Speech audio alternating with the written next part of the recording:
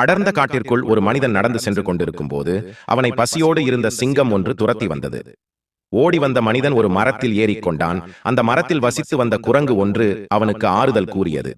சிங்கத்திற்கு மரம் ஏற தெரியாது, தைரியமாக இருங்கள், சிங்கம் சென்றதும் தகவல் தருகிறேன், நீங்கள் இறங்கி செல்லலாம் என்று ஆறுதல் கூறியது. சிறிது நேரத்தில் குரங்கு உறங்கிவிட்டது. கீழே நின்று இருந்த சிங்கம் அந்த மனிதனை பார்த்து, குரங்கை கீழே தள்ளிவிடு, நான் உன்னை விட்டு விடுகிறேன் என்று கூறியது. அந்த மனிதனும் குரங்கை கீழே தள்ளிவிட்டான். குரங்கு கீழே விழுந்தது. சிங்கம் குரங்கிடம் சிரித்துக்கொண்டே கூறியது, மனிதன் எப்போதும் நன்றி கெட்டவன், உதவி செய்த உனக்கே துரோகம் செய்துவிட்டான், உன்னை கொல்ல மாட்டேன், நீ மேலே சென்று அவனை கீழே தள்ளிவிடு என்று கூறியது.